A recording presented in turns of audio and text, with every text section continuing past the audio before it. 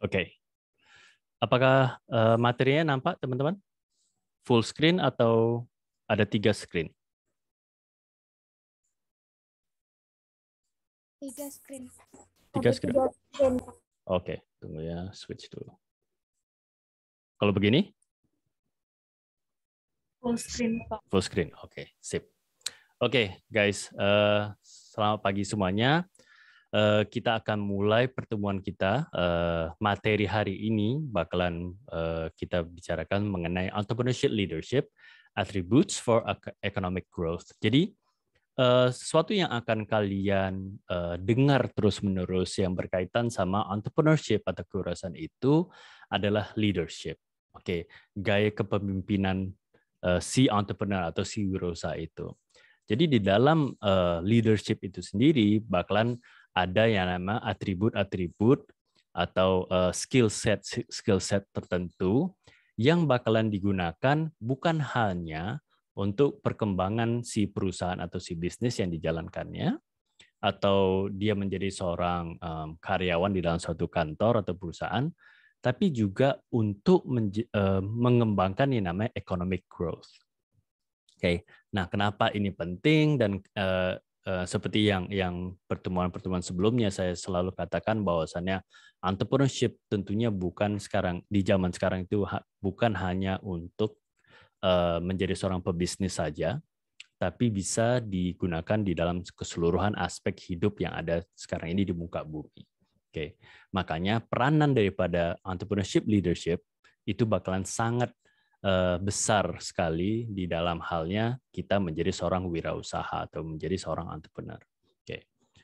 Nah, di dalam pertemuan ini kita bakalan lihat ya, teman-teman, apa sih inti daripada entrepreneurship leadership itu sendiri dan bagaimana kita bisa gunakannya ke dalam perkembangan atau bertumbuhnya ekonomi kita, baik itu dalam perusahaan, bisnis, ataupun dalam negara sekalipun.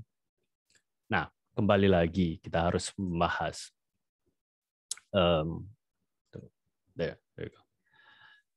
apa sih yang ada di dalam entrepreneurship dan apa sih sebenarnya kegunaan entrepreneurship itu sendiri atau kewirausahaan itu sendiri. Nah, saya ngambil materi ini dari Hisrich juga. Oke, Hisrich juga mengembangkan ini. Jadi beberapa yang dia katakan bahwasannya di dalam bukunya kegunaan entrepreneurship itu pertama the art of turning an idea into a business. Itu dikatakan oleh Fred Wilson. Oke. Jadi entrepreneurship itu memang pertama ya sesuatu yang suatu seni atau suatu cara justru yang mengubah suatu ide yang ada di dalam seorang wirausaha dan menjadikannya sebuah bisnis. Itu mungkin definisi atau kegunaan yang paling umum diketahui mengenai entrepreneurship ini sendiri, teman-teman. Oke. Namun di zaman sekarang ini lebih kepada yang nomor 2, guys. Oke. Si entrepreneur, dia itu orang yang sangat mahir melakukan apa? Mengidentify opportunities. Oke. Dia betul-betul bisa melihat atau mengidentifikasi peluang-peluang yang ada. Oke. Nah, peluang-peluang ini itu yang bisa membuat dia itu meng-create ideas atau ide-ide. Atau sekarang ini dikatakan lebih kepada problem based atau solution based. Jadi ide-ide yang dikembangkan oleh si entrepreneur atau si wirausaha itu lebih fokus kepada bagaimana peluang yang dilihatnya itu bisa dia create ide yang bisa menyelesaikan peluang-peluang tersebut. Kenapa saya katakan itu? Karena sekarang ini teman-teman, peluang-peluang yang dilihat oleh si entrepreneur atau si wirausaha itu selalu berhubungan dengan permasalahan yang ada di dalam suatu lingkungan masyarakat tertentu. Atau si customer ya, si konsumennya. Ataupun di dalam suatu perusahaan sendiri ada masalah. Nah, si entrepreneur atau kita yang memakai yang namanya entrepreneurial mindset kita, selalu menggunakan atau melihat atau mengidentifikasi peluang-peluang tersebut dan mencoba untuk meng-create suatu ide yang menjadi solusi terhadap permasalahannya. Makanya itu yang dikatakan oleh entrepreneurship di zaman sekarang. Nah, di dalam entrepreneurship itu sendiri terdapat yang namanya entrepreneurial traits. Oke, di dalamnya ada creativity, ada drive atau passion, ya kan, atau kemauan, keinginan, niat, grit itu di situ, willingness to take affordable risk juga. Oke, jadi sebenarnya entrepreneur atau wirausaha itu bukan orang yang mengambil risiko-risiko tinggi. Kembali lagi saya katakan, mungkin di pertemuan yang lalu-lalu sudah kita bahas soal ini, soal affordable risk dan sebagainya. Oke. Mitos-mitos mengatakan bahwasannya entrepreneur, wow, dia risk taker yang gila-gilaan, ya kan? Dia orang yang bakalan mau untuk mengambil risiko yang sangat besar supaya dia bisa untung besar. Padahal sebenarnya justru kebalikannya. Si wirausaha atau si entrepreneur itu mengambil risiko yang sebenarnya bisa dia tanggung sendiri, yang bisa dia tanggung sebaik mungkin.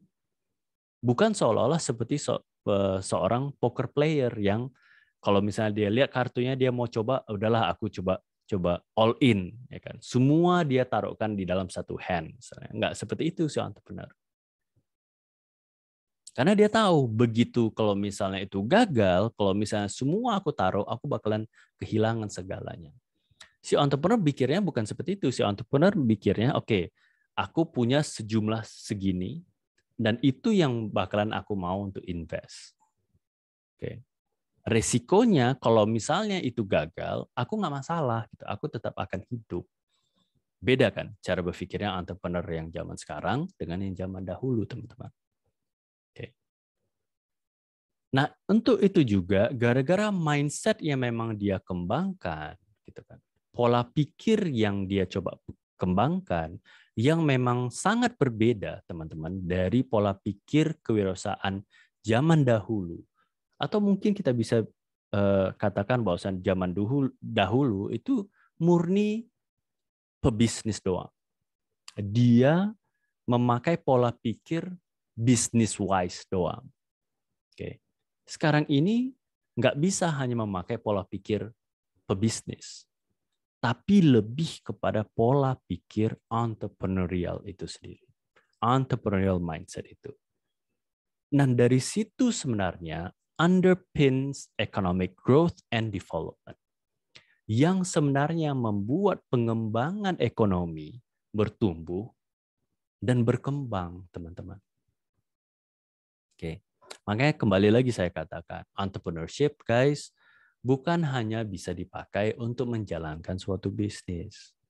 Tapi di dalam area semua hal sekarang ini, itu bisa dilakukan. Oke. Mau itu ya pasti bisnis sendiri, mau itu di kantoran, mau itu menjadi seorang profesional, mau itu menjadi seorang pemimpin di dalam suatu perusahaan atau bahkan negara. Banyak kita dengar sekarang pemimpin-pemimpin negara memakai mindset entrepreneurial dia, melihat ada permasalahan dan mencoba untuk meng-create solusi yang terbaik untuk negaranya, untuk rakyatnya. Itulah entrepreneurial mindset. Jadi bukan hanya melulu soal bagaimana dia membuat suatu bisnis atau membuat suatu produk atau jasa. Beda sekarang, teman-teman. Itu entrepreneurship. Oke. Nah, berkaitan sama materi hari ini, kan kita tadi lihat ada di judul entrepreneurship leadership. Nah, sekarang kita masuk kepada yang namanya leadership itu sendiri. Ya kan? Leadership. Apa sih sebenarnya leadership kan gitu? Ya, pertama, the creation of shared vision about a desired future state. Oke. Nah, kalau kita pikirkan atau kalau kita bicara soal leadership, kepemimpinan. Oke. Tentunya seorang pemimpin adalah orang atau sosok figur yang memang bisa menyampaikan visi yang dilihatnya, masa depan yang dilihatnya, dan taburi atau dia spread visi dia itu ke keseluruhan anggota-anggota yang ada di bawah dia. Dia sebagai founder, dia sebagai seorang pemimpin, dia sebagai CEO, atau dia sebagai pemimpin negara, seharusnya visi yang dilihatnya ke depan itu bisa disamain keseluruhan orang bawah-bawah, ke rakyatnya, ke anggota perusahaannya, ke teman-teman dia di dalam suatu bisnis. Gitu. Itu udah leadership gitu. Jadi leadership itu atau seorang pemimpin bukan disimpannya visinya untuk diri dia sendiri. Nah, ini kadang-kadang saya lihat nih di beberapa, kalau kita bicara soal bisnis gitu kan. Ada beberapa bisnis yang saya mentoring, dia nggak mau menuangkan atau meng-share visi dia kepada yang lain-lain. Mungkin secara nggak sengaja. Oke. Tapi justru itu karena dia nggak mau meng-share visi itu atau meng-sharing atau mau membagi visi itu kepada rekan-rekannya atau bawahan-bawahannya, karena dia takut kadang-kadang nanti aku terlalu mulu-mulu atau nanti aku terlalu kecil, aku nanti terlalu gimana. Ada ketakutan dia kenapa dia nggak mau meng-share visi dia itu. Itu yang menyebabkan pertama si perusahaannya itu hanya di situ-situ saja, stalemate ya, atau ya dikenal kalau di dalam istilah bisnis plateauing. Oke, plateau itu kan datar gitu. Jadi gitu-gitu aja bisnis dia. Turun enggak, naik pun enggak. Gitu. Orang-orang yang beli pun itu-itu saja dan sebagainya. Dia nggak bisa berharap banyak. Atau yang nomor dua, yang lebih gawat lagi, gagal, menurun dia karena dia nggak meng-share visi dia itu untuk masa depan itu ini mau dikemanain nih bisnis ini. Okay. Seorang pemimpin, CEO, manajer, supervisor, presiden, ya kan, perdana menteri atau apapun katanya, dia seharusnya bisa meng-share visi dia masa depan yang dilihatnya negaranya, perusahaannya, bisnisnya itu bagaimana.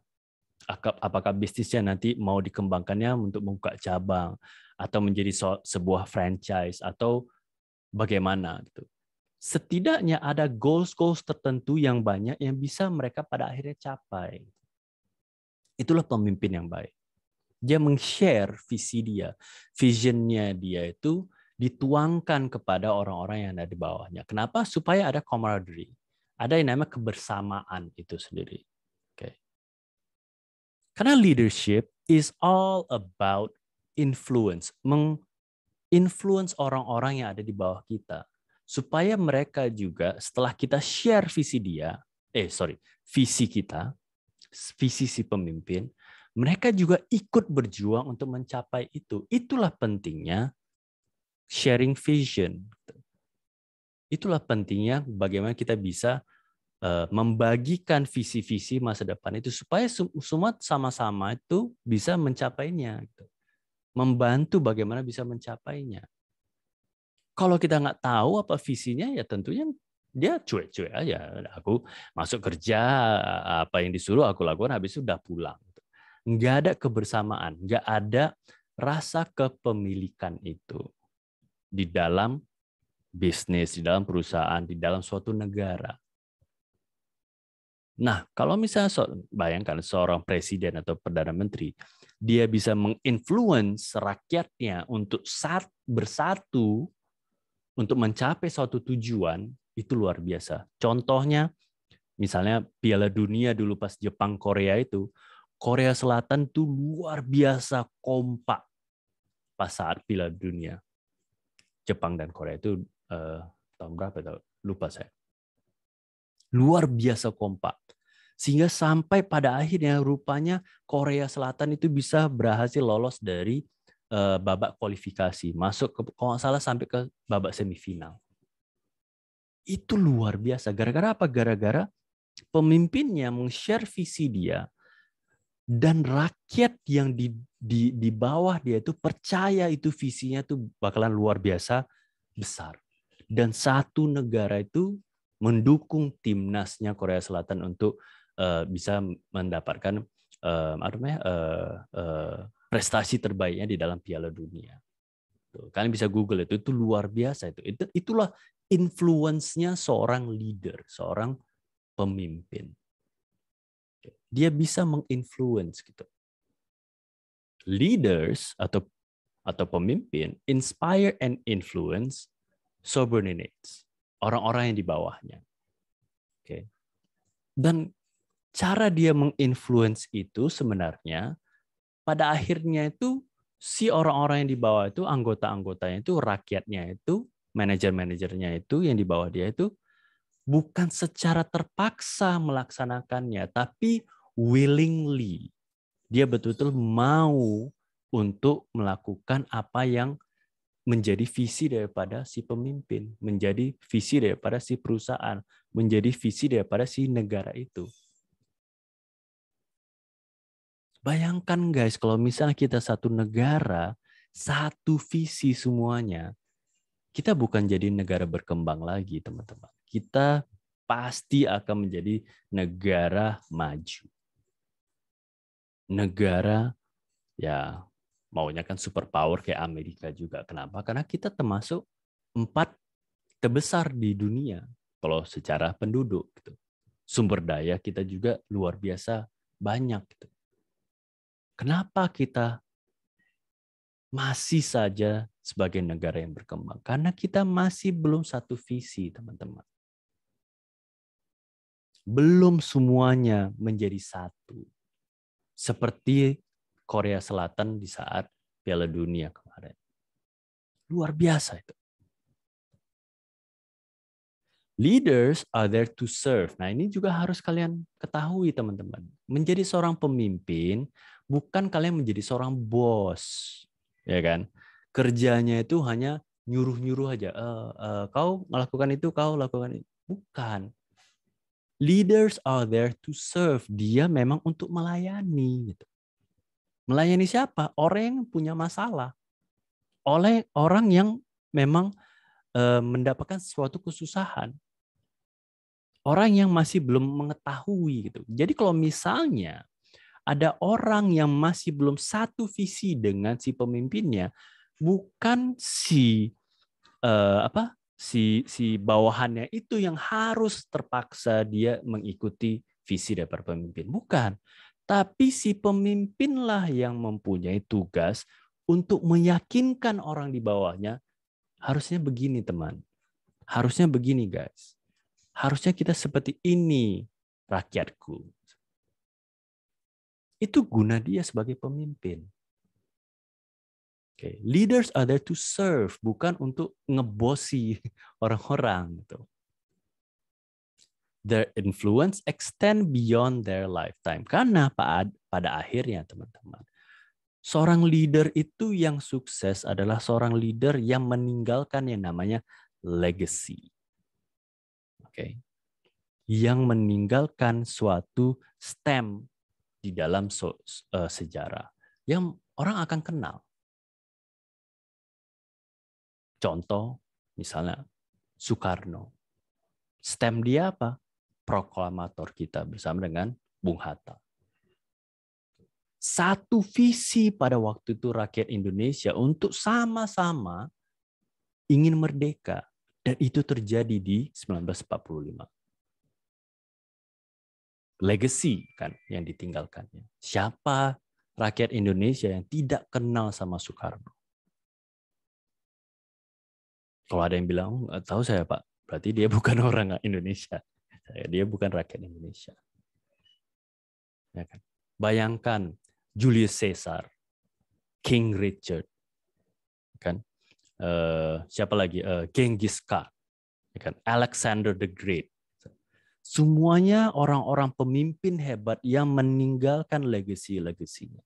Kita mengenal cerita-cerita mereka karena apa? Karena mereka leaders yang sangat-sangat menginfluence orang-orang di bawahnya. Itulah leaders. Dan pada akhirnya untuk di zaman yang sekarang, leadership is all about integrity juga. Ya kan? bagaimana dia memang bukan sok suci ya, bukan itu integrity, tapi dia memegang suatu prinsip yang dia pegang teguh. Integritas dia tahu mana yang boleh dilakukan, mana yang tidak. Dan itu yang memisahkan antara pemimpin yang sukses atau pemimpin yang entrepreneurial dengan pemimpin yang tidak entrepreneurial. Nah, kalau kita bicara soal bisnis atau entrepreneurship gitu kan. Apalagi di zaman dahulu ya teman-teman, misalnya kayak sekolah-sekolah, business schools, kan mau yang manapun itu. Business school dulunya itu selalu berfokus kepada bagaimana men-create manajer-manajer terbaik dunia. Manager, guys. Entrepreneurship bukan meng-create managers. Entrepreneurship meng-create leaders. Itu makanya kalian kalau misalnya mengikuti seminar-seminar kewirausahaan, seperti yang saya sering katakan, selain zamannya kolaborasi, kalian bakalan selalu mendengar yang namanya leadership di dalam entrepreneurship ini sendiri. Nah, apa bedanya Pak antara leader sama manager? Bukannya itu sama? Oke, nah ini kita bakalan bahas teman-teman. Apa sih beda antara leaders dan apa sih beda dengan managers gitu? Pertama, leaders, kalau mungkin sebelum kita masuk ya, mungkin kalian sering lihat ada meme ya kan, beda leader sama beda boss ya kan, mungkin kalian pernah lihat itu di dalam sosial media. Nah ini kita bakalan bahas tuh soal meme itu sendiri. Nah kalau leaders memang dia selalu berpikiran ke depan.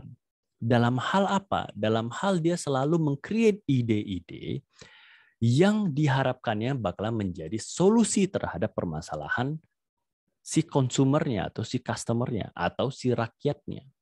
Dengan kata lain, tujuan dia adalah selalu untuk menginovasi. Okay. Men-create something new of value. Okay.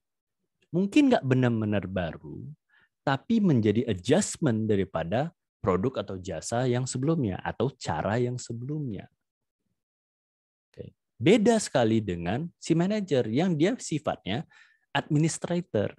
Dia itu ya melengkapi apa yang menjadi syarat gitu. Kerja dia mengadministrasi by the book gitu. Oke, kalau ada kejadian A berarti cara untuk menyelesaikan kejadian A adalah dengan cara B, misalnya seperti itu. Itulah cara pikirnya si manajer. Dia ada SOP atau Standard Operating Procedure yang diikuti dia. Leaders tidak. Ada masalah, dia tahu bahwasanya kadang-kadang kalau masalah yang sama, oke, mungkin bisa kita selesaikan dengan cara-cara yang memang sudah kebetulan sukses. Gitu. Tapi permasalahan itu juga selalu evolve kan. Ada aja permasalahan-permasalahan baru. Nah, gimana caranya kita menangani suatu permasalahan yang mungkin di dalam buku itu tidak ada, belum pernah ada penyelesaiannya. Nah, itulah yang namanya peran si leader untuk mencari solusi-solusi baru itu dengan cara berinovasi, dengan cara-cara baru. Einstein aja selalu bilang, nggak bisa kita menyelesaikan suatu masalah, apalagi masalah baru, dengan cara-cara lama. Konyol kita. Nggak akan terselesaikan. Gitu. Nah, itu aku paraphrasing, teman-teman. Cuman seperti itu. Oke. Jadi, innovate. Bukan mengadministrasi. Oke. Nah, karena dia berinovasi, kerja dia adalah untuk mendevelop, mengembangkan, teman-teman. Itulah peranan si leaders. Bukan memaintain sesuatu. Memaintain tahu kan? Ya sama dengan inovasi, mengontrol dia. Oke, baik nih supaya aman kita nih. Supaya kita nyaman di lingkungan kita itu sifat-sifat manajer itu. Si leader mendevelop terus Bukan hanya mendevelop produk atau jasa yang dipimpin atau perusahaannya, tapi juga orang-orang di bawahnya. Dia tidak hanya mau dia yang sendirian di atas. Supaya perusahaan dia itu bisa growth atau bertumbuh, dia juga harus menaikkan atau mendevelop orang-orang yang ada di bawah dia. Dengan cara apa? Ya menginspire itu nomor 3. Menginspire orang-orang di bawahnya, perusahaan dia, agar pada akhirnya itu bakalan tumbuh bersama. Menginspire rakyat dia supaya bersatu, biar bisa bertumbuh bersama. Kembali lagi, bukan mengontrol, guys. Bukan gara-gara peraturan-peraturan yang ada di dalam suatu perusahaan itu dia gunakan supaya mengkotak-kotakkan si anggota-anggota dia. Oh, tugas kau cuma ini ya, nggak bisa yang lain-lain. Seperti itu.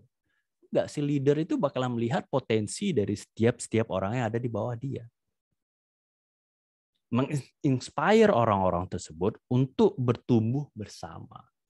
Makanya tadi saya bilang, si leaders itu melihatnya ke depan. Long term view. Cara dia memandang adalah jangka panjang, teman-teman. Beda sama managers. Managers itu cara dia lihat adalah short term view. Oke, 1 bulan ini apa ya target kita? Oke, 3 bulan, 1 tahun, target kita itu apa ya? Selalu target. Gitu. Short term view dia. Si leaders enggak. Long term view itu bagian, oke, supaya perusahaan aku, negara aku, bisnis aku bisa ke level yang paling atas, apa yang harus aku kembangkan? Apa yang harus aku develop? Apa yang harus aku innovate? Itu bedanya leaders and managers. Versus managers. Okay. Leaders selalu bertanya, what and why? Apa dan kenapa? Oke, apa itu? Kenapa itu terjadi? Ya kan? Kalau ada permasalahannya apa? Kenapa itu menjadi masalah? Dia betul-betul fact finding namanya. Oke. Beda sama managers. Managers itu selalu bertanya how and when. Kok bisa gitu? Kapan kejadiannya? Fact finding dia itu berbeda. Apa yang dia cari itu berbeda dengan seorang leader. Nah, si leader sudah pasti dia men-challenge yang namanya status quo itu sendiri. Hal-hal yang biasa atau yang memang sudah berjalan dengan baik, ya terkadang itu bagus. Tapi itu juga yang menghalangi kita untuk berkembang, teman-teman. Melakukan hal yang sama untuk berharap sesuatu yang berbeda itu tindakan yang konyol. Oke. Kalau memang kita ingin berkembang, kalau kita memang ingin ke level berikutnya, kalau kita ingin menjadi yang terbaik misalnya, saat ini kita belum, nggak mungkin kita melakukan hal yang sekarang kita lakukan dan berharap kita bakalan menjadi yang terbaik. Nggak bisa, teman-teman. Kalau usaha yang kalian lakukan sekarang ini hanya mencapai level sekian, berarti kalau ingin leveling up, berarti harus ada usaha lain yang kalian tambah. Harus ada sikap lain yang kalian tambahkan. Harus ada skill lain yang harus kalian kembangkan. Kalau kalian berharap, wah seharusnya aku dapat tuh naik gaji, atau oh seharusnya aku dapat tuh yang ini. Tapi kita nggak ngerjain apa-apa, melebihi apa yang kita sudah kerjakan dahulu. Ya nggak bakalan dapat, guys. Nggak ada orang sukses di dunia ini yang dia sukses hanya gara-gara dia mengerjakan hal yang biasa-biasa aja. Nggak ada. Ada extra effort yang dia lakukan. Dia mau menjadi pemain bola terbaik dunia, nggak mungkin dia hanya datang ke latihan, habis itu selesai latihan dia pulang. Enggak. Dia pasti nanti nge-gym, ya kan, atau menambah waktu untuk latihan, atau ada sesuatu yang dia lakukan melebihi orang-orang yang lainnya. Dia ingin menjadi peneliti yang terbaik di dunia. Bukan berarti dia hanya, apa yang ditugaskan itu yang dikerjakannya saja. Dia melebihi effort dia lagi. Managers kan orang-orang yang bakalan menerima status quo itu sendiri. Dia nggak bakalan challenge gitu. Apa yang dikatakan dari atas, itulah yang bakalan dikerjakannya. Ibaratnya kayak robot. Gitu. Entrepreneurship is never about being a robot. Bukan mengerjakan hal yang itu-itu saja setiap hari. Dan padahal pada akhirnya nanti bakalan mengeluh. Gitu. Kenapa aku kayak gini aja ya. Gitu. Itulah bedanya leader sama managers. Leaders bakalan selalu, makanya ini bakalan sangat berhubungan dengan integrity tadi yang kita bahas di slide sebelumnya. Leaders focus on doing the right things. Okay. Hal yang tepat, hal yang benar. Beda sama managers. Do things right, sesuai buku, sesuai peraturan, sesuai SOP. Okay. Caranya untuk menyelesaikan masalah ini kita harus mengikuti langkah 1 sampai 10. Oke. Padahal kadang-kadang menyelesaikan masalah tersebut bukan hanya cara 1 sampai 10 caranya. Yang penting adalah do the right things kalau si leader. Kalau penyelesaian masalahnya 1 sampai 10 bisa dipotong menjadi 4, kenapa enggak? Yang penting do the right things. Managers enggak. Dia bahkan harus 10 langkah itu diikuti. Walaupun sebenarnya dengan 4 atau 5 langkah sebenarnya udah selesai. Itu cara berpikirnya. Makanya sekarang teman-teman, banyak business school itu mengubah capaian pembelajaran dia. Bukan menciptakan seorang manajer, tapi sekarang ini menciptakan entrepreneur. Yang mempunyai memang betul-betul entrepreneurial mindset tadi. Makanya kayak sekolah kayak SBM ITB sendiri mengubah, dulunya dia menciptakan seorang manajer, sekarang menciptakan seorang entrepreneur. Harvard Business School juga mengubah business school-nya itu bukan menciptakan manajer tapi menciptakan entrepreneur. Gara-gara siapa sebenarnya? Gara-gara Babson University di Boston. Babson University adalah salah satu universitas yang paling terkemuka di dalam hal yang namanya entrepreneurship. Saya juga belajarnya dari sana. Ngambil buku semuanya dari sana. Kenapa? Karena mereka yang memang yang nomor 1 sekarang ini di dunia. Semua merujuknya kepada mereka. Mereka bukan menciptakan seorang manajer, tapi melebihi itu. Menciptakan seorang leader, entrepreneur, yang memang sifat leadership-nya itu sangat entrepreneurial. Nah, leadership tentunya, kalau kita bicara ya lebih dalam lagi, itu mempunyai prinsip-prinsip. Apa saja, Pak, leadership principles itu sendiri? Yang pertama, udah pasti soal yang namanya keberanian dia, courage dia, unwavering courage. Courage yang memang pada akhirnya itu dia pakai ke dalam seluruh aspek yang namanya hidup dia, perusahaan dia, bisnis dia, negara dia. Courage untuk menyelesaikan suatu masalah. Courage, keberanian ya. Keberanian untuk menyelesaikan suatu masalah. Keberanian untuk bisa menegakkan integritas. Keberanian untuk menciptakan sesuatu yang inovatif. Sesuatu yang baru. Keberanian untuk bukan melanggar ya cara-cara lama, tapi mencari alternatif baru. Gitu. Karena banyak orang yang mungkin mencapai kedudukan yang paling tinggi, gitu kan, takut dia untuk melanggar cara-cara lama. Ingat guys, Einstein, ini kembali lagi saya harus mengatakan ini, karena ini memang benar-benar bagus dan benar-benar tepat, teman-teman. Nggak mungkin kita menyelesaikan masalah-masalah yang baru dengan cara-cara lama. Sedangkan kita tahu dunia ini selalu beradaptasi dan selalu evolve dan selalu berubah. permasalahannya pun juga berubah gitu. Permasalahan yang sama mungkin, tapi tingkat permasalahannya jauh lebih kompleks daripada permasalahan yang lalu. Dan kalau misalnya kita ingin menyelesaikannya dengan cara-cara lama, udah pasti nggak terselesaikan. Makanya harus ada keberanian kita untuk meng-step up itu, untuk menginovasi itu, untuk meng-challenge status quo itu tadi.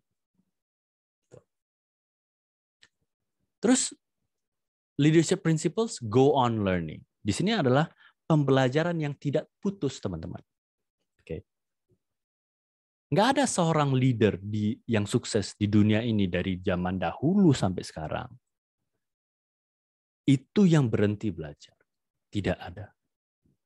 Kenapa? Karena dia paham bahwasannya, pertama, dia itu bukan orang yang tahu segalanya. Sehingga dia ingin selalu belajar supaya dia bisa ahead of his competition, his or her competition. Oke. Dia bisa selalu di depan persaingan dia, Yamaha, selalu di depan. Dia juga paham, nomor 2, dunia ini selalu berubah, kembali lagi. Sehingga nggak mungkin lagi dia hanya mengandalkan hal-hal yang diketahuinya di masa lampau. Oke. Kalau hanya seperti itu, kalau dia seperti itu, memakai mindset seperti itu, oh udahlah cara-cara lama aja. Oke. Apa nggak bingung dia coba menggunakan smartphone? Apa nggak bingung dia menggunakan laptop, tablet, Zoom, ya kan? Bayangkan teman-teman, kalau ada pengajar yang padahal dunia sekarang sudah berubah nih, cara pengajaran orang bukan hanya bisa tatap muka secara fisik, tapi secara virtual seperti ini. Bayangkan kalau misalnya ada pengajar yang enggan melakukan ini. Berarti kan dia tidak memakai yang namanya leadership principles. Go on learning dia itu nggak ada. Dia hanya mau melakukan hal-hal yang lama. Apalagi misalnya saya sebagai seorang pengajar, seorang dosen, lecturer gitu. Bakalan ada masa di mana saya itu bukan sebagai pengajar kalian nantinya. Kenapa? Karena semuanya ada di Google.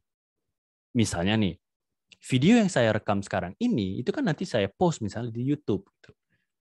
Untuk kedepannya, nantinya materi yang saya bawakan ini nggak perlu saya bawakan kembali, tinggal si mahasiswa nonton video tersebut, lalu nanti pas saat di kelas mendiskusikannya. Jadi si lecturer nanti bakalan evolve, bukan menjadi seorang pengajar, tapi lebih kepada si fasilitator nantinya.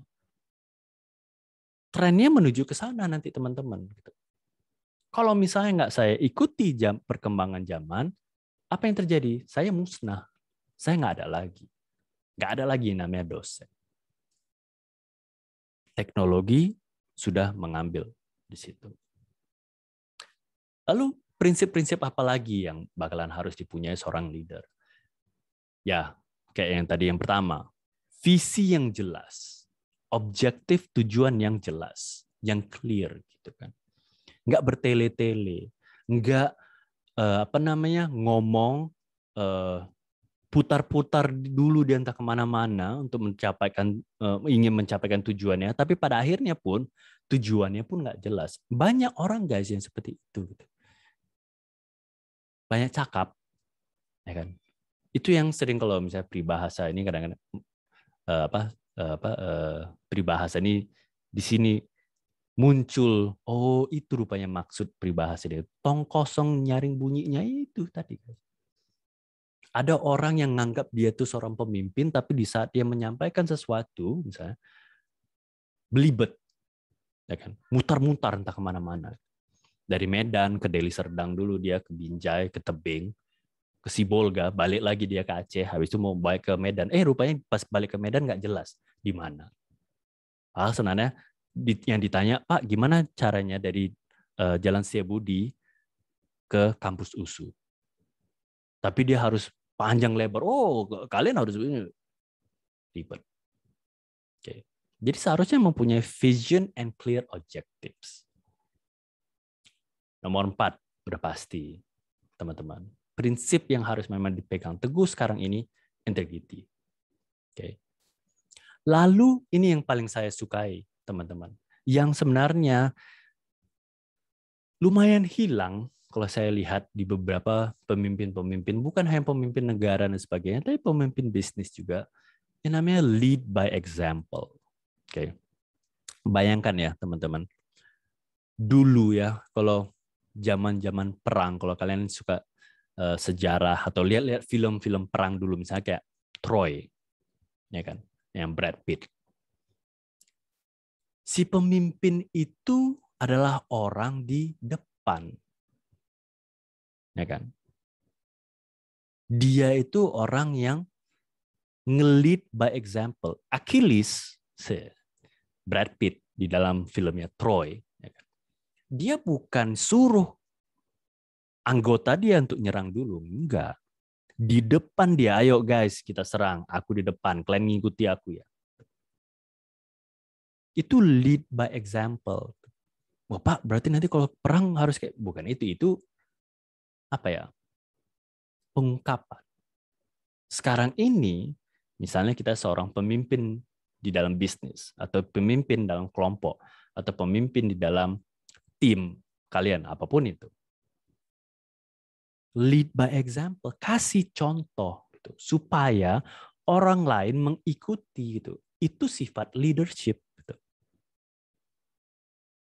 Di saat kita dipercayai sebagai leader, sorotan ada di kita, teman-teman. Apa yang kita lakukan, orang-orang di bawah kita itu akan mengikuti, akan lihat, oh pemimpin aku gini ya, oke aku ikuti. Bayangkan kalau misalnya si pemimpin rupanya pemalas, apa yang terjadi sama anggotanya? Ikut malas. Gitu. Karena dia lihat, oh pemimpin aku aja kayak gini, seleboran dia. Aku juga lah, toh nggak masalah. Tapi kalau misalnya si leadernya lead by example, fokus, hadir tepat waktu, energik, gitu kan. Itu bakalan terimbas kepada anggota-anggotanya. Oke, aku harus lakukan. Dia aja cepat ya, berarti aku harus ikut mengimbangi. Itulah leadership. Oke. Si leader juga selalu pasti tahu bahwasanya people are the most important asset, bukan diri dia sendiri. Dia paham, kembali lagi, mitosnya entrepreneurship yang kita bahas di pertemuan pertama. Dia bukan seorang Superman. Si entrepreneur, si leader itu bukan seorang Superman. Dia memerlukan orang-orang lain supaya bisa sukses, supaya bisa tumbuh bersama. Dia paham people are the most important asset. Orang-orang di bawahnya adalah aset terpenting dia. Kalau orang-orang di bawahnya tidak berkembang naik ke atas, dia juga tidak akan ikut bisa berkembang. Nah, caranya bagaimana, Pak, supaya itu bisa bertumbuh? Ini yang berikutnya, open channels of communications. Ya memang berkomunikasi. Makanya dulu ya, foundernya GE, General Electric, itu adalah orang yang di saat dia itu, orang yang selalu turun lapangan.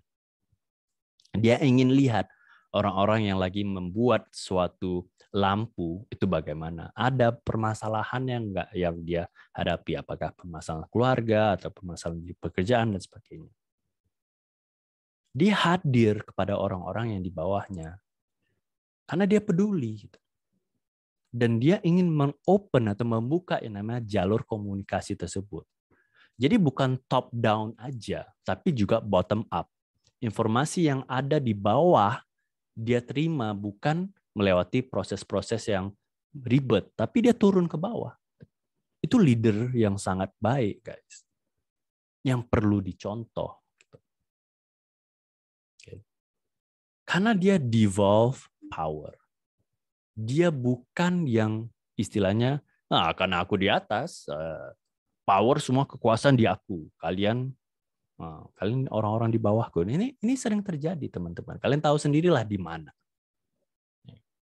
Karena dia menganggap dia itu sekarang seorang pejabat misalnya, ya kan?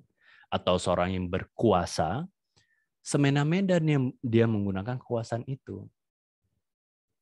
Itu bukan leadership prinsipal yang baik, bukan prinsip-prinsip leader yang baik, kepemimpinan yang baik. Itulah yang menghancurkan pada akhirnya suatu perusahaan, suatu bisnis, suatu negara. Nah, berkaitan dengan kedua hal tersebut, entrepreneurship, dan juga leadership tadi. Masuklah kita kepada yang namanya entrepreneurial leadership. Okay. Refers to leadership that is equipped with entrepreneurial alertness. Yang kita fokuskan di sini, teman-teman, adalah kepemimpinan yang memakai nama atribut entrepreneurial, yang memakai pendekatan kewirausahaan. Itulah yang bakalan kita pelajari. Itulah yang memang yang kita pelajari soal yang namanya entrepreneurship leadership di materi hari ini. Nah, entrepreneur alertness itu apa itu? Apa Pak entrepreneur alertness? Kenapa itu penting di dalam hal yang namanya entrepreneurship atau entrepreneur leadership itu? Nah, entrepreneur alertness is the ability to notice things without engaging in deliberate search. Ini juga yang memang menjadikan atau membedakan seorang entrepreneur yang tingkat kepemimpinannya itu tinggi dengan seorang entrepreneur yang mungkin masih berkembang. Ini bukan hanya soal pengalaman, teman-teman, tapi cara dia bisa mengobservasi. Oke. Jadi kembali lagi, orang selalu pikir bahwasannya si entrepreneur kenapa dia bisa sukses karena memang di dalam DNA dia, ya kan? Atau karena memang dia intuisi dia, lucky dia. Bukan soal luck ini, teman-teman. Bukan soal feeling dia aja. Ada terkadang-kadang, tapi sebenarnya bukan gara-gara itu. Karena saking seringnya dia melihat permasalahan tersebut, atau saking seringnya dia mengobservasi hal-hal tersebut, dia bisa menangkap cepat, bukan tepat aja ya, cepat, hal-hal yang menjadi masalah. Alertness dia itu tingkatnya itu tinggi. Kewaspadaan dia karena saking seringnya dia melakukan observasi. Oke, karena kan seorang entrepreneur itu selalu lihat suatu permasalahan supaya dia tahu itu menjadi sebuah peluang. Karena seringnya dia melakukan observasi, dia mengenali kapan ini menjadi masalah. Alertness dia itu meningkat. Dan itu juga yang menjadikan seorang pemimpin berbeda dengan orang-orang yang lainnya. Tahu dia, oke, ini bakalan jadi masalah kalau bakalan seperti ini. Karena sudah sering saya lihat. Bukan gara-gara dia, feeling aku ini bakalan menjadi masalah di bulan depan. Bukan feeling, guys. Tapi karena memang observasi. Atau kalau kita mau lebih detail lagi, gara-gara dia lihatnya dari sebuah data, misalnya. Data menunjukkan ini. Alertness dia langsung kick in, langsung oke. Kalau ini keadaannya, ini bakalan terjadi. Alertness dia kembali lagi naik. They are in constant pursuit of corporate excellence. Okay. Si entrepreneur leadership ini, salah satu traits-nya adalah memang dia itu selalu pursuit of constant corporate excellence. Selalu yang ingin dia capai adalah kesempurnaan di dalam suatu perusahaan, di dalam suatu bisnis, di dalam suatu negara. Pencapaian keinginan untuk mencapai kesuksesan itu yang selalu dibawa. Jadi dia apa? Termotivasi, guys. Selalu ada motivasi dia, oke, ini masih kurang ya, oke, gimana cara yang mencapai? Oh, ini masih jadi masalah ya, oke, gimana cara yang cari solusinya? Karena dia tahu jika dia sampai kepada kesempurnaan itu atau ke level berikutnya itu, orang-orang di bawahnya seharusnya bakalan ikut naik. Rakyat dia juga bakalan ikut naik. Negara dia jadi otomatis naik. Bisnis dia jadi otomatis naik. Karena constant pursuit. Ada konsistensi. Nah, ini salah satu kata penting yang selalu bakalan kalian dengar nih kalau misalnya saya bicara soal entrepreneurship. Gary Vee juga selalu bilang, yang paling penting di dalam kewirausahaan, mau itu membuka bisnis, menjadi seorang leader, menjadi seorang bergerak di dalam rumah tangga dan sebagainya, apa? Konsisten. Bukan kita lakukan sekali-sekali. Sekali-sekali aja lah aku jadi presiden. Atau sekali-sekali aja lah aku jadi pemimpin. Jalankan bisnis sekali-sekali aja. Berharap nanti bakalan terbaik. Nggak bisa, guys. Memang harus secara konsisten kita melakukannya itu setiap hari. Nggak bisa kita encenglah dulu ya. Nggak bisa. Gitu. Itu bukan seorang leader, guys. Nyerahlah itu. Itu bukan seorang leader. Constant pursuit. Okay. They continuously strive to do better. Dia memang selalu ingin mencapai hal yang lebih baik lagi. Gitu. Ingat, dia nggak pernah puas dengan keadaan yang sebelumnya. Ya di agama sendiri kan juga bilang kan seharusnya kita selalu ingin menjadi lebih baik daripada hari sebelumnya. Sedangkan kita di hari yang berikutnya itu sama dengan keadaan yang hari semalam, itu kita udah rugi. Gitu. Makanya seharusnya kita doing something better. Kita menjadi lebih baik terus-menerus. Gitu. Memang itulah yang namanya entrepreneurial leadership. Nah, supaya kita itu bisa sukses di dalam halnya entrepreneurship, gitu kan? Karakteristik apa yang harus kita punyai, kan gitu. Nah,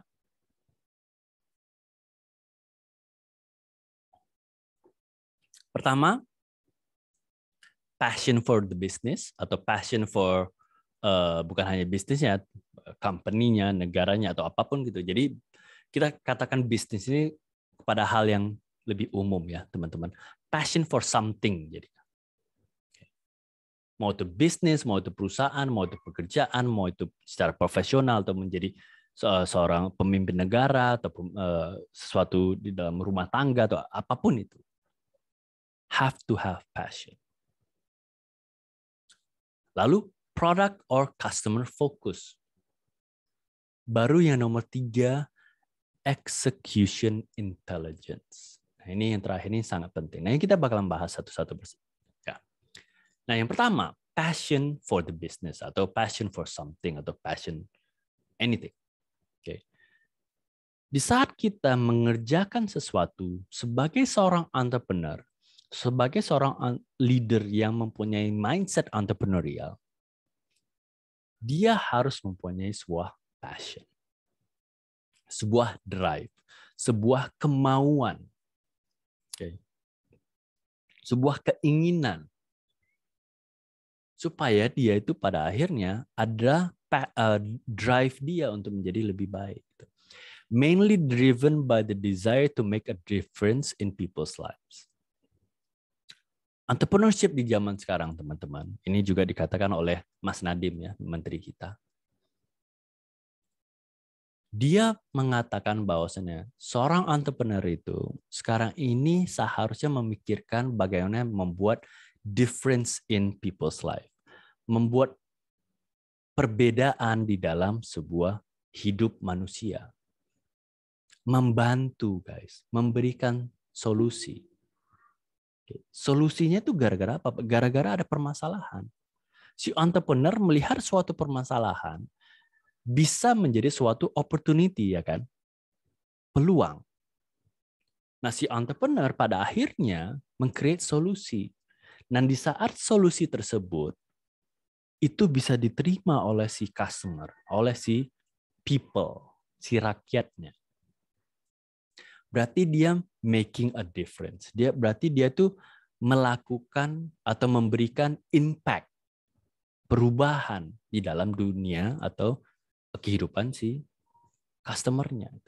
Itu luar biasa, guys. Makanya sekarang ini yang namanya social entrepreneurship itu luar biasa menjadi suatu, bukan tren ya, tapi sesuatu yang membooming sekali, guys.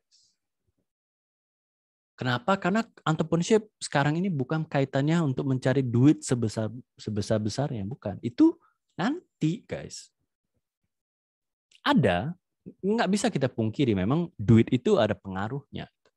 Tapi sekarang ini, bagaimana kita bisa berdampak dulu. Makanya bakalan sering juga kalian bakalan dengar yang namanya impact. Dampak, guys. Di saat kita bisa memberikan dampak yang positif, disitulah nanti semuanya bakalan mengalir lebih baik lagi. Bertumbuh lebih besar lagi. Scaling up kita, growth kita juga bakalan lebih baik lagi. So why is it passion important? Yang pertama, success requires a willingness to work hard. Jadi sebenarnya istilah work hard itu memang bukan mengada-ngada, teman-teman. Nggak, kembali lagi saya bilang ya, nggak mungkin kita berharap sesuatu yang maksimal, tapi effort kita itu standar aja. Itu kan. Pekerjaan dia itu mengharuskan dia datang jam 9 pagi, terus pulang jam 5 sore. Oke. Dia melaksanakan itu, datang tepat waktu jam 9 pagi, pulangnya pun tepat waktu jam 5 sore, karena dia nggak mau rugi. Tapi dia berharap dia bisa menjadi pemimpin. Dia berharap lebih. Dia berharap dia mendapatkan bonus tambahan. Ya, nggak bisa seperti itu. Dunia nggak berputarnya seperti itu. Orang yang mencapai atau melebihi orang lain adalah orang-orang memang pada akhirnya melakukan effort yang lebih, guys. Makanya kita bisa lihat ada perbedaan misalnya di olahraga ya kan. Pemain terbaik ini sama-sama pro misalnya mereka ya kan. Sama-sama level pro. Ada orang yang pemain terbaik dunia itu gajinya luar biasa tinggi. Kenapa? Effort dia juga jauh lebih tinggi daripada orang-orang yang di bawahnya. Orang-orang pro yang lain-lainnya. Makanya juga ada yang namanya pro, amatir, ya kan, sama noob misalnya. Tuh. Levelnya ada. Makanya kita harus work hard supaya kalau misalnya kita ingin lebih sukses, lebih baik, tentunya kita harus ada effort yang lebih baik. Oke. Effort itu akan muncul karena passion kita akan mendorong kita untuk itu. Tapi di saat kita tidak passionate about the work, pekerjaannya, aktivitasnya, kita tidak ingin menjadi atlet terbaik, misalnya, nggak ada passion kita di situ, ya kita gitu-gitu aja. Gaji yang kita terima gitu-gitu aja, hal yang bakalan ke kita itu bakalan gitu-gitu aja, dan kita nggak bisa protes di situ, walaupun banyak orang yang hidup aku gini aja pun gitu, segala macam alasan yang terjadi. Nah, kenapa juga passion penting adalah yang nomor 2 juga, teman-teman. Ability to overcome setbacks. Karena sesuatu ya, teman-teman, kegagalan itu adalah sesuatu yang memang sudah pasti akan terjadi di dalam kehidupan kalian. Oke. Apapun bentuknya. Tapi, supaya kita bisa mengovercome atau melewati kegagalan-kegagalan itu atau setbacks itu, ya kan? Karena di saat kita memang menyukai apa yang kita lakukan, guys. Kita nggak khawatir di situ, kita nggak nyerah di situ. Kalau misalnya ini hanya saya ya, kalau misalnya yang kalian kerjakan sekarang ini adalah sesuatu yang kalian tidak sukai, kalau bagi saya itu mendingan udah ngapain kalian kerjakan gitu. Yang ada nanti kalian akan ngeluh, protes dan sebagainya. Masih jauh lebih mending kalian mengerjakan sesuatu yang kalian sukai, tapi kemungkinannya itu mendapatkan mungkin lebih sedikit dibandingkan sama sesuatu pekerjaan yang tidak kalian sukai, tapi ada money atau duit yang lebih dari situ. Saya memilih yang pertama. Saya mendingan mengerjakan sesuatu yang saya sukai, mendapatkan hal yang lebih sedikit. Tapi saya kembangkan hal yang saya sukai itu supaya bakalan lebih besar lagi. Di saat terjadinya kegagalan, apa yang terjadi? Bukan saya stres, tapi saya cari tahu bagaimana cara aku bisa keluar dari kegagalan itu. Kenapa saya bisa bicara ini? Karena saya udah pernah mengalaminya, teman-teman. Gagal buka bisnis, gagal dalam hidup, dan gagal dalam pekerjaan, selalu ada. Saya pernah sampai kepada di titik terendah. Nah, kalau misalnya kita tidak passionate about something yang kita sukai, tentunya itu yang akan membuat kita itu, udahlah aku nyerah aja, udahlah aku pasrah. Dan itu tidak entrepreneurial, teman-teman. Perseverance and persistence when the going gets tough. Di saat keadaan lagi buruk sekali, misalnya kayak pandemi sekarang ini, bukan harus kita mengeluh, stres, ya kan, terakhirnya berpenyakit lah nih segala macam, depresi segala, enggak. Seorang entrepreneur akan push through, akan dorong melewatinya, akan mencari oke, apa ya yang harus aku lakukan. Karena kalau misalnya aku tidak melakukan ini, aku akan tidak survive, aku tidak akan bisa hidup dan sebagainya. Itulah entrepreneurial mindset, guys. Makanya passion itu sangat besar pengaruhnya, teman-teman. Carilah sesuatu yang memang kalian sukai, guys. Pak, saya suka tidur, Pak. Nggak masalah. Kenapa rupanya? Kalian kira bantal dari siapa yang buat? Orang yang suka tidur lah. Kenapa ada bantal yang nyaman gitu kan? Karena orang yang suka tidur itu, oh maunya pas aku tidur bantal aku kayak gini ya. Terciptalah bantal yang nyaman. Siapa bilang tidur aja nggak bisa jadi passion? Bisa. Pak, passion saya makan, Pak. Boleh, makanya ada koki-koki yang handal. Gitu. Kembali lagi, guys. Passion, guys. Lalu nomor 2, ya kan? Product or customer focus. Nah, di sini teman-teman, okay, involves the diligence to spot product opportunities and see them through to completion. Seorang entrepreneur, dia bakalan fokus terhadap hal yang ada di depan dia. Oke, jadi kalau misalnya ada peluang mengembangkan suatu produk atau jasa misalnya, atas permasalahan-permasalahan si customer-nya. Makanya ada produk yang customer focus. Dia bakalan sampai melewati sampai kapan si produk atau jasa itu bisa berguna bagi si customer. Karena dihubungkan dia tuh antara produk sama customer-nya. Apa yang dibutuhkan oleh si customer needs, dan dia provide melalui yang namanya produk inovasi dia. Makanya kita bisa lihat teman-teman, banyak produk-produk yang sekarang ini laku gara-gara inovasi yang tepat. Gara-gara apa? Gara-gara si entrepreneur betul fokus kepada apa yang dibutuhkan si customer-nya. Dan dia meng-create produk atau jasa yang tepat bagi permasalahan si customer tadi, kebutuhan si customer tadi. The two most important elements in any business are products and customers. Sebenarnya sih kalau saya bisa bilangnya customer and products, bukan product and customer. Karena saya selalu berorientasi kepada customer dulu, guys. Baru bisa meng-create produk yang tepat. Karena seharusnya begitu. Customer-nya butuhnya apa, baru kita ciptakan produk atau jasa yang tepat bagi yang dibutuhkannya. Kalau kita sudah bisa meng-create sesuatu yang dibutuhkan oleh si customer, mereka akan membelinya, mereka akan mengkonsumsinya. Di sini dikatakan, while it is important to talk about marketing, finance, HR, and etc. gitu kan. Tapi akan mustahil kita menjual suatu produk yang tidak dibutuhkan oleh pasar atau si customer. Mustahil, guys. Zaman dulu mungkin bisa.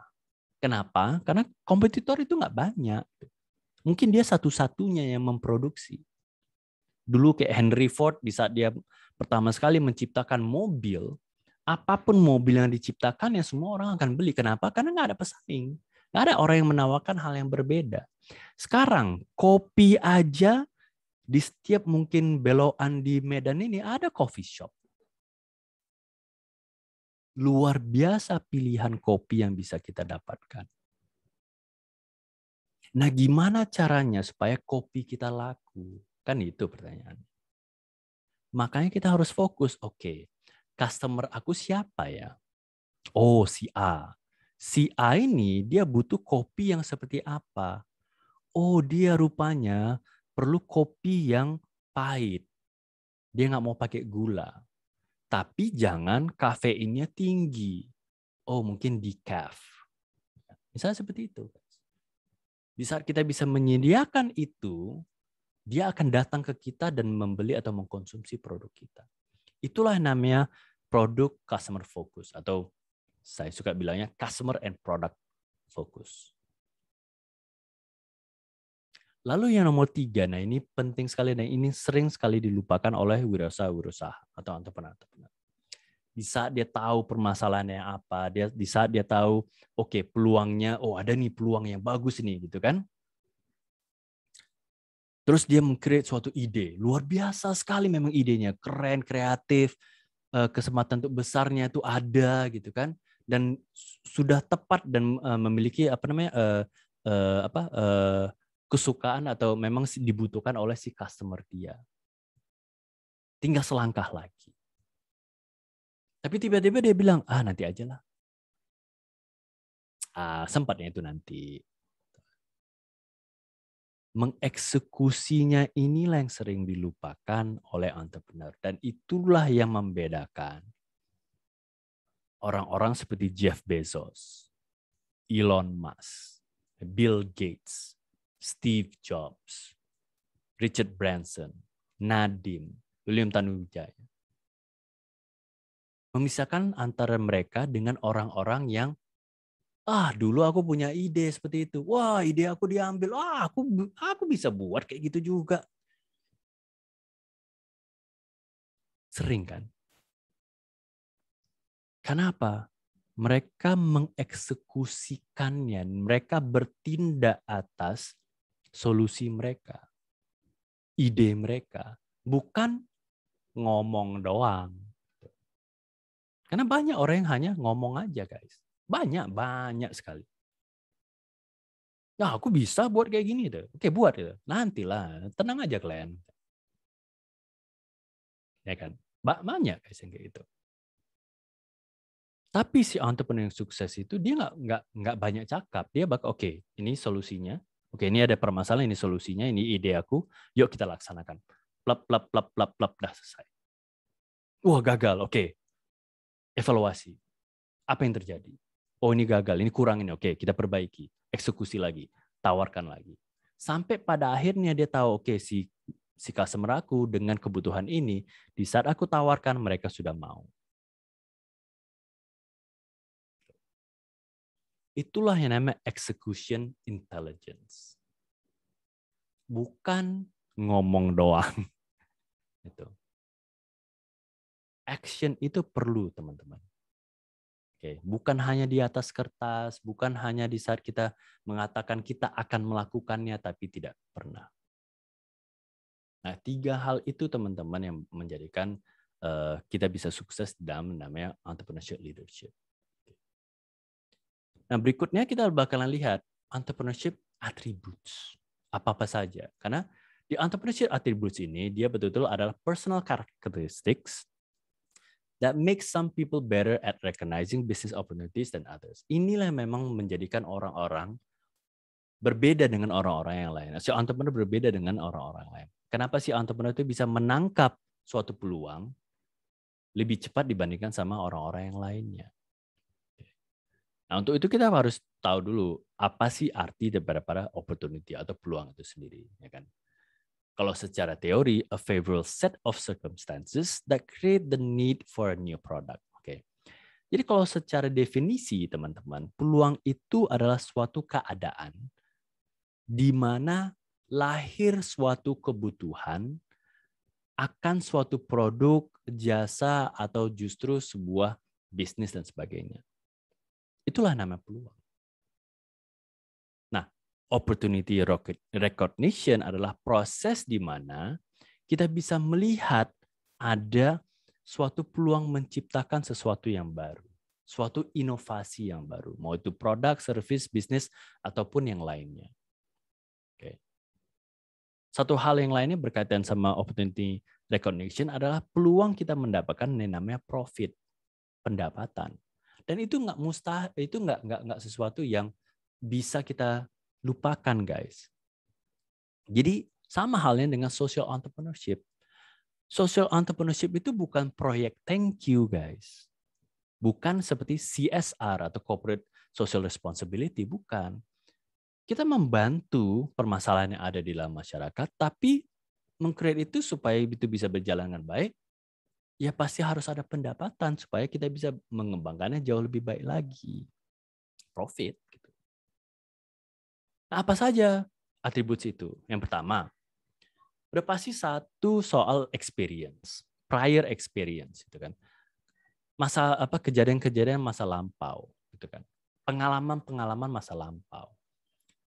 Nomor dua, cognitive factors. Udah pasti soal bagaimana kita secara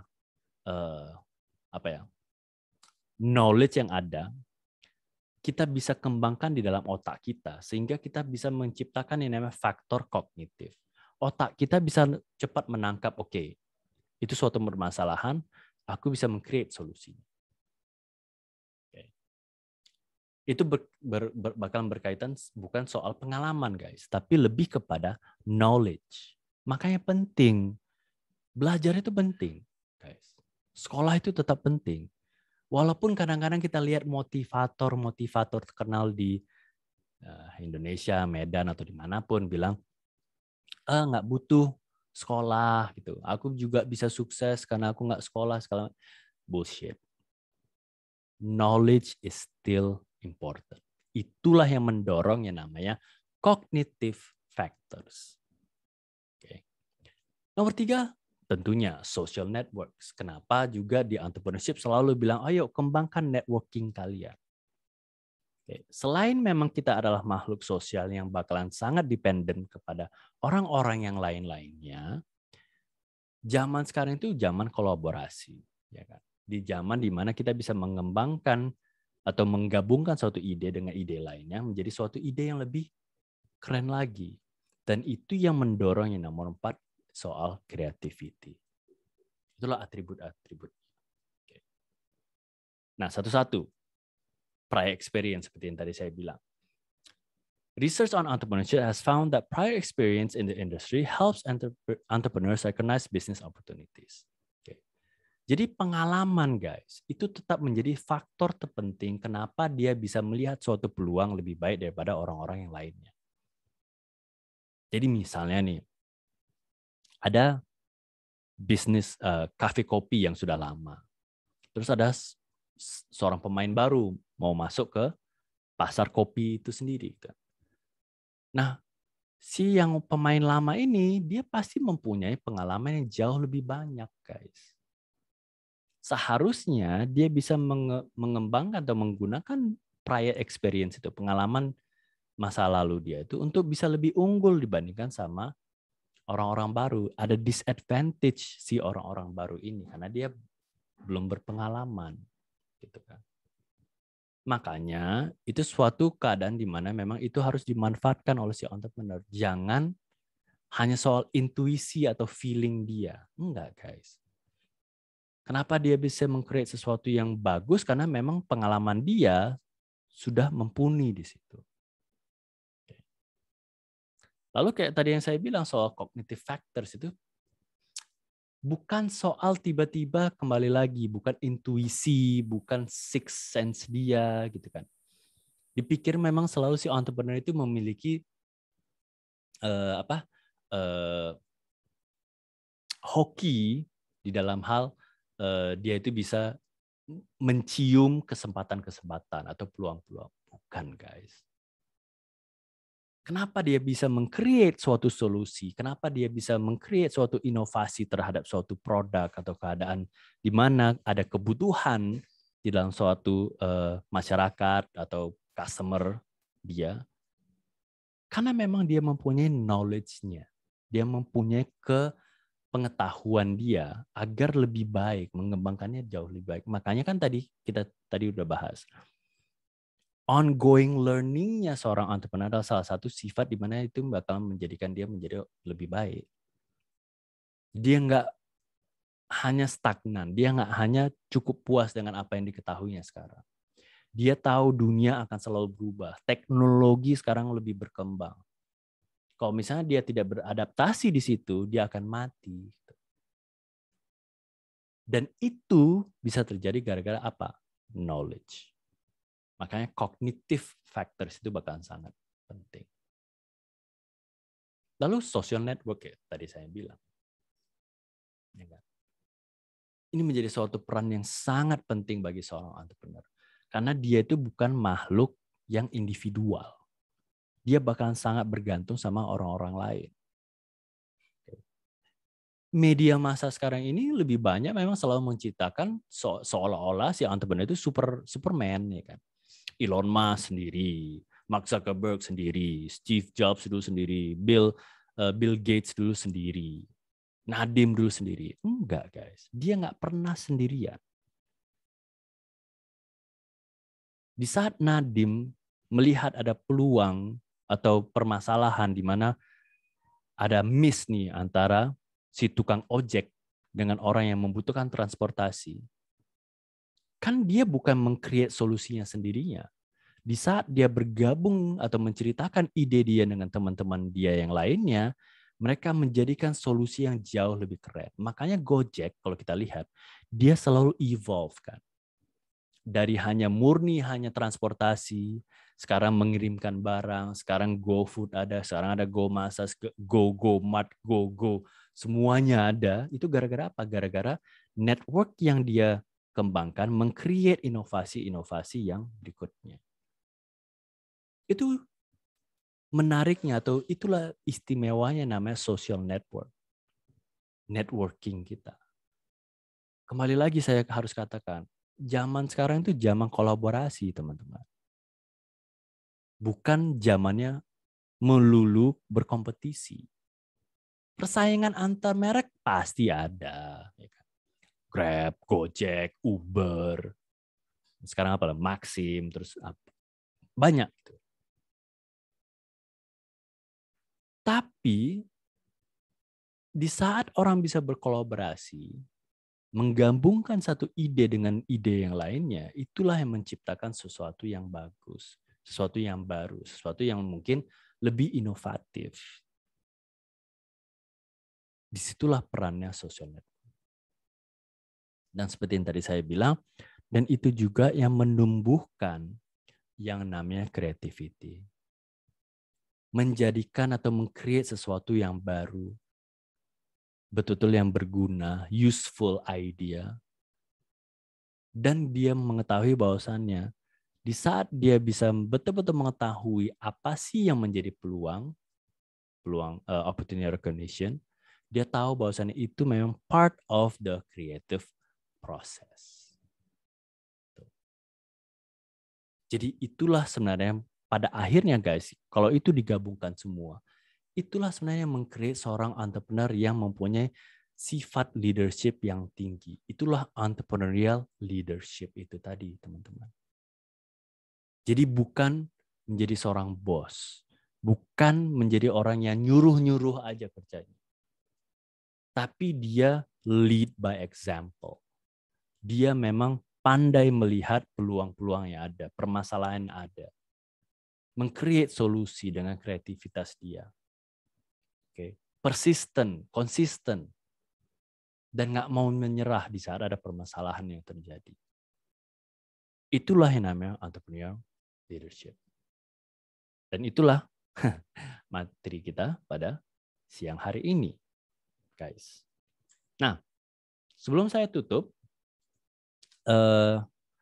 mungkin ada yang mau ditanya, silakan guys. Itu saja pertemuan kita pada siang hari ini mengenai entrepreneurial leadership attributes itu untuk economic growth. Seperti kembali lagi saya katakan bahwasannya memang untuk bertumbuhnya suatu ekonomi bukan hanya ekonomi suatu bisnis atau perusahaan tertentu, mungkin sampai kepada ekonomi negara, memang kita butuh pemimpin-pemimpin yang sifatnya itu entrepreneurial. Oke. Ya memang sifatnya itu, ya memang cara berpikirnya itu memang tidak seperti seorang bos. Ya, bukan menyuruh aja kerjanya. Tapi memang mahir melihat peluang-peluang yang ada dan meng-create solusi-solusi yang terbaik supaya bisa berinovasi dengan zaman yang ada sekarang ini. Beradaptasi dengan baik. Dan pada akhirnya bisa lead by example. Oke. Nah, itu saja guys. Terima kasih atas kesempatannya untuk hari ini. Jangan lupa untuk lakukan absensi ya di Google Classroom. Terima kasih guys. Selamat siang. Jangan lupa untuk makan. Oke, sehat-sehat selalu. Assalamualaikum warahmatullahi wabarakatuh. Terima kasih. Waalaikumsalam warahmatullahi wabarakatuh. Terima kasih, Pak.